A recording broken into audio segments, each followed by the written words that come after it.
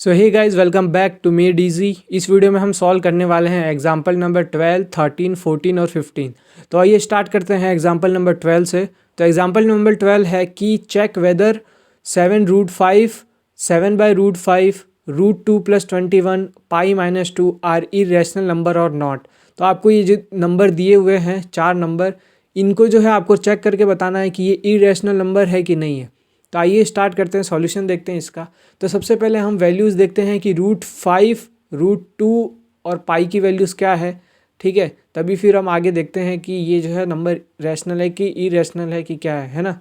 तो सबसे पहले √5 की वैल्यू क्या होती है, 2.236 ... ठीक है, तो ये एक इरेशनल नंबर है √5, आपको पता है। ठीक है, तो इसकी वैल्यू भी क्या आ रही है, नॉन टर्मिनेटिंग नॉन रिपीटिंग आ रही है। ठीक है, √2 की वैल्यू क्या है, 1.414 ... ये भी आगे बढ़ती जा रही है। और पाई जो है वो क्या है, 3.1415 ... तो ये तीनों नंबर क्या है, ये तीनों नंबर जो है इरेशनल है, इरेशनल नंबर है आपके, क्योंकि इनकी वैल्यूज़ रुक रही नहीं है ना। तो नॉन टर्मिनेटिंग और नॉन रिपीटिंग भी है। तो आइए देखते हैं फर्स्ट नंबर जो हमारा है वो रैशनल है कि इरेशनल है कि क्या है। तो आपको क्या करना है, इस नंबर में क्या दिया हुआ है कि 7 × √5 है। ठीक है, मतलब कि √5 की वैल्यू को 7 से मल्टीप्लाई किया गया है। तो 7 × √5 की वैल्यू क्या है, 2.236 ... ठीक है, तो जब 7 को इससे मल्टीप्लाई किया तो ये क्या आ गया, 15.652, और ये वैल्यू ... आगे चल रही है। तो यहाँ पे आप देख सकते हैं कि एक इरेशनल नंबर के अंदर जो है हमने एक रैशनल नंबर का मल्टीप्लाई किया तो वैल्यू हमारी क्या आ गई, इरेशनल नंबर। क्योंकि ये नंबर क्या है, इरेशनल नंबर है, नॉन टर्मिनेटिंग और नॉन रिपीटिंग आंसर आ रहा है। इसका मतलब जो है हमारा फर्स्ट वाला जो है वो क्या है, वो है इरेशनल नंबर।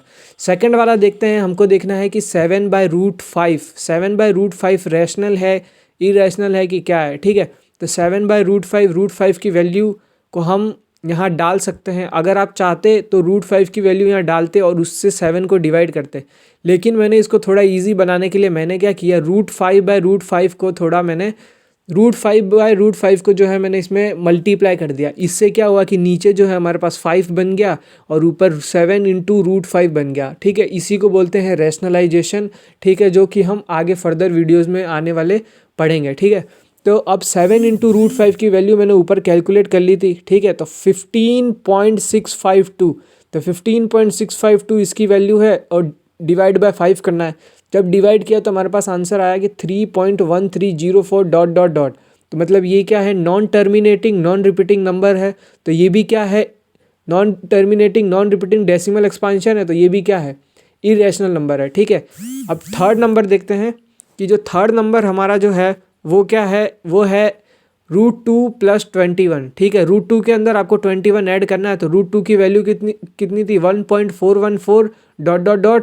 प्लस 21 ऐड करेंगे तो आंसर आएगा 22.4142 ... अब इसका मतलब क्या हुआ कि 22.4142 ... ये भी क्या है, एक non terminating non repeating decimal expansion है। इसका मतलब ये भी एक इरेशनल नंबर है। तो फोर्थ नंबर जो है आप देखते हैं वो क्या है, π-2। पाई की वैल्यू में से 2 घटाना है। तो पाई की वैल्यू ये रही 3.1415 ... -2 करना है। तो ये करने पे आपके पास जो है वैल्यू आ रही है 1.1415 ... ठीक है, अगर आप मेरी पूरी प्लेलिस्ट की वीडियो अगर देखते हुए आ रहे हैं तो आपको जो है ये माइनस मल्टीप्लाई करने में, आपको ये जितने भी ये कैसे आप माइनस करते हैं, कैसे मल्टीप्लाई करते हैं, ये आपको जो है दिक्कत नहीं आनी चाहिए। ठीक है, तो ये यहाँ पे देखिए क्या लिखा है कि all these are non terminating non recurring decimal. ठीक है, जब हमने इन नंबर्स को जब सॉल्व किया तो इनकी जो आंसर है वो क्या आया है, किस फॉर्म में आया है, non terminating non recurring decimal में आया है। इसका मतलब कि ये क्या है, इरेशनल नंबर है। ठीक है, तो आई होप आपको जो है एग्जाम्पल नंबर 12 समझ में आया होगा। अब बढ़ते हैं एग्जाम्पल नंबर 13 की तरफ। तो एग्जाम्पल नंबर 13 में आपको क्या करना है कि 2√2 + 5√3 को ऐड करना है, किसके साथ में, √2 - 3√3। ठीक है, तो आइए ऐड करते हैं। तो हमने यहाँ पे पहले लिख लिया। ठीक है, हमारा ये रहा पहला नंबर और ऐड करना है ये दूसरा नंबर। ठीक है, तो हमने सबसे पहले क्या किया, ब्रैकेट हटा लिया। तो ये क्या आ गया, 2√2 +5√3 प्लस √2 माइनस 3√3। अब जो है √2 वाले टर्म को मैंने आगे लिख लिया और √3 वाले को मैंने एक पास में पीछे लिख लिया। ठीक है, अब ये मेरा करने का क्या मकसद था, ये मेरा करने का ये मकसद था कि इसके अंदर से मेरे को यहाँ पे देखिए डिस्ट्रीब्यूटिव प्रॉपर्टी लग रही है, जहाँ पे √2 है इसके अंदर डिस्ट्रीब्यूट हुआ है, तो मैं जो है वो √2 बाहर कॉमन ले लूँगा। ठीक है, तो √2 बाहर मैंने कॉमन ले लिया, तो ये अंदर क्या बच गया 2 + 1। और यहाँ पे आप देखिए कि √3 डिस्ट्रीब्यूट हो रहा है। ठीक है, तो √3 भी मैंने यहाँ से कॉमन ले लिया, तो ये क्या बच गया मेरा 5 - 3। ठीक है, तो 2 + 3 क्या होता है 3 और 5 - 3 क्या होता है 2, तो 3√2 + 2√3 जो है आपका इसका आंसर आ गया। ठीक है, एग्जाम्पल नंबर 13 का। अब देखते हैं एग्जाम्पल नंबर 14 और 15। तो एग्जाम्पल नंबर 14 में आपको मल्टीप्लाई करना है 6√5 को 2√5 से। ठीक है, तो मैंने यहाँ लिख लिया 6√5 मल्टीप्लाइड बाय 2√5। ठीक है, अब यहाँ पे देखिए सिंपली 6√5 का मतलब क्या होता है, इसका मतलब भी यही होता है 6 × √5, और 2√5 का मतलब भी क्या होता है 2 × √5। तो यहाँ पे मैंने लिखा 6 × √5 × 2 × √5 है ना। अब मैंने जो है √5 और √5 को मल्टीप्लाई कर लिया। ठीक है, √5 और √5 को मैंने मल्टीप्लाई किया तो 5 आ गया, रूट से रूट कट गया तो, है ना।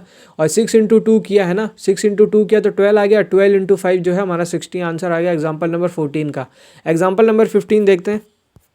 तो एग्जाम्पल नंबर 15 में क्या करना है, डिवाइड करना है 8√15 को 2√3 से। ठीक है, तो डिवाइड करना है। ठीक है, तो अब यहाँ पे देखिए जो √15 है, √15 को हम क्या लिख सकते हैं, √3 × √5 लिख सकते हैं। ठीक है, तो √5 × √3 क्या होता है, √15 होता है। ठीक है, तो हमने इसको इस टर्म में तोड़ दिया है ना, √3 × √5 के टर्म में। क्यों तोड़ा भाई, क्योंकि जो है हमारा जो है न्यूमरेटर और डिनोमिनेटर में √3 कॉमन आ रहा है, तो यहाँ से ये कट जाएगा। ठीक है, तो √3 से √3 कट गया और 2 से ये कटा 4 टाइम्स, 8 है ना, 8 कटा 4 टाइम्स, तो 4√5 जो है हमारा इसका एग्जाम्पल नंबर 15 का आंसर आ गया। तो यहाँ पे आप देख सकते हैं कि हमने जो है सारे एग्जाम्पल सॉल्व कर लिए।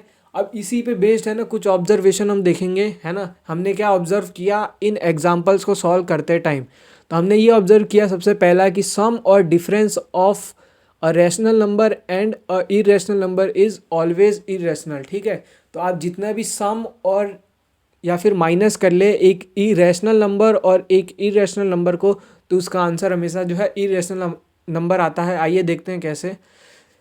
तो यहाँ पे आप देखिए कि ये जो है ये √2 क्या है हमारा इरेशनल नंबर है, और ये क्या है हमारा रैशनल नंबर है। तो ये एक इरेशनल नंबर और एक रैशनल नंबर के बीच में जब हमने ऐड किया है, ठीक है, तो ऐड किया तो हमारे पास जो नंबर आया वो क्या आया है, इरेशनल नंबर।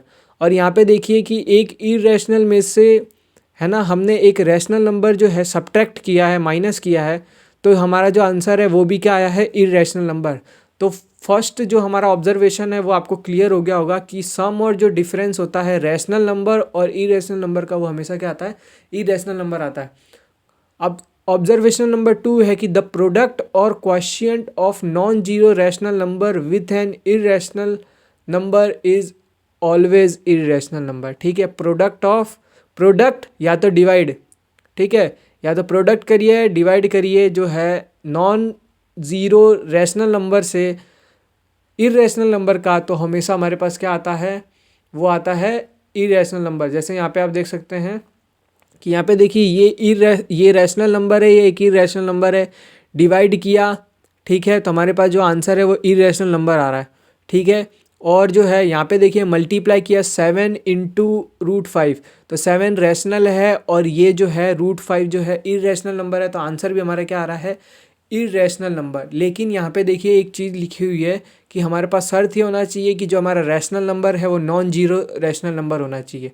ठीक है, इसका मतलब कि जो हमारे पास ये रैशनल नंबर है वो नॉन जीरो होना चाहिए। क्यों नॉन जीरो होना चाहिए, अगर सपोज़ मैंने यहाँ जीरो लिख दिया होता, तो जीरो से कोई भी नंबर मल्टीप्लाई होता है तो एंड में आंसर क्या आता है, जीरो आता है।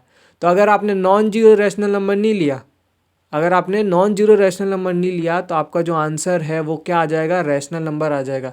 इसलिए इस बात पे थोड़ा गौर करना कि जो है product and quotient of non zero rational number with irrational number is always irrational. ठीक है, अगर आपने यहाँ पे जीरो लिख दिया है ना, कि अगर आपने ये नॉन जीरो हटा दिया तो ये इरेशनल भी आ सकता है और जो है रैशनल भी आ सकता है। जीरो ले लिया तो क्या आ गया, रैशनल नंबर आ जाएगा, इसलिए यहाँ पे नॉन जीरो रैशनल नंबर लिखा है। थर्ड ऑब्जर्वेशन है कि if we add, subtract, multiply और divide two irrational number the result may be rational और इरेशनल। ठीक है, या तो हम सब्ट्रैक्ट करें या फिर हम मल्टीप्लाई करें या फिर हम डिवाइड करें, है ना, कुछ भी करें, है ना, दो इरेशनल नंबर को, तो या तो वो रैशनल आएगा या इरेशनल नंबर आएगा। यहाँ पे देखिए एग्जाम्पल नंबर 14, ये क्या है, इरेशनल नंबर, ये क्या है, इरेशनल नंबर। हमने जब दो इरेशनल नंबर को मल्टीप्लाई किया तो हमारे पास क्या आया, एक रैशनल नंबर आया। एग्जाम्पल नंबर 15 देखना, हमने एक इरेशनल नंबर और ये एक इरेशनल नंबर दोनों को जब डिवाइड किया तो हमारे पास आंसर क्या आया, इरेशनल नंबर। तो यहाँ से हम ये ऑब्जर्व कर सकते हैं कि चाहे हम ऐड करें, चाहे सब्ट्रैक्ट करें, चाहे मल्टीप्लाई करें, चाहे डिवाइड करें दो इरेशनल नंबर्स का, तो हमारे पास जो है रिज़ल्ट ऑलवेज या तो रैशनल आ सकता है या इरेशनल, कुछ भी आ सकता है।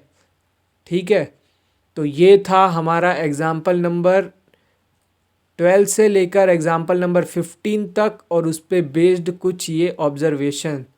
तो अगर आपको वीडियो पसंद आई है तो वीडियो को लाइक करें, चैनल को सब्सक्राइब करें और अगर आपने अपने दोस्तों के साथ शेयर नहीं किया तो इसको ज़रूर शेयर करें। तो वीडियो देखने के लिए आप सभी का धन्यवाद।